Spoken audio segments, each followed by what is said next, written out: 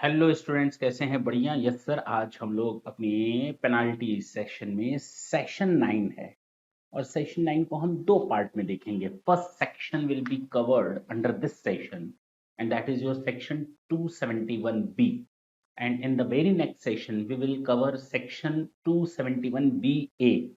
तो ये दोनों सेक्शन अलग अलग कवर करेंगे। इसके जो हमारे पेपर बन गए वो एक ही सेशन में बन गए, कोई दिक्कत नहीं, will see it later on. लेकिन सेक्शन 71B आज हम देखते हैं। ये है, अगर किसी पर्सन को अपनी टैक्स ऑडिट करानी थी सेक्शन 44AB के हिसाब से। किसके हिसाब से? अगर किसी पर्सन को सेक्शन 44AB के हिसाब से टैक्स ऑडिट करानी थी और उसकी रिपोर्ट सबमिट करनी थी, और ऐसा करने से वो चूक जाता है या भूल जाता है, तो भाई पेनाल्टी तो लगनी है ना। क्योंकि सरकार ने आपको सेक्शन 44BA में बोल रखा है, सेक्शन 44AB में बोल, नॉट BA, AB में बोल रखा है कि अगर आपके ऊपर टैक्स ऑडिट के प्रोविजंस अप्लाई होते, मैं फिर से इसलिए बोल रहा हूं क्योंकि आपको 44AB देखना पड़ेगा। वहां पर 1 करोड़ का नॉर्मल प्रोविजन, उसके बाद कई सारे अलग अलग प्रोविजन हैं, ऑनलाइन डिजिटल पेमेंट होने पर या प्रिजम्पटिव बेसिस वाला अलग अलग प्रोविजन है। तो फिलहाल आप उसको डिटेल में जाकर के देखेंगे। तो अगर आपके ऊपर टैक्स ऑडिट के प्रोविजंस एप्लीकेबल होते हैं and you where needed to get your books of accounts audited under section 44AB from a chartered accountant and you failed to do so, आपको रिपोर्ट सबमिट करनी थी, तो आपके ऊपर जो मैक्सिमम पेनाल्टी लगेगी that is 1,50,000। That is maximum penalty.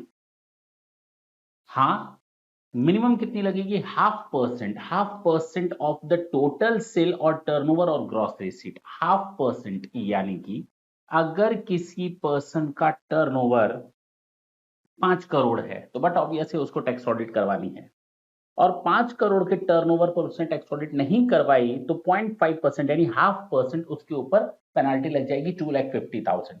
But this is beyond 1,50,000, तो 1,50,000 is the maximum penalty limit. तो आपकी पेनाल्टी लिमिट 1,50,000 तक ही रहेगी, 2,50,000 नहीं लगेगी। मेरी बात समझ में आई? Yes sir.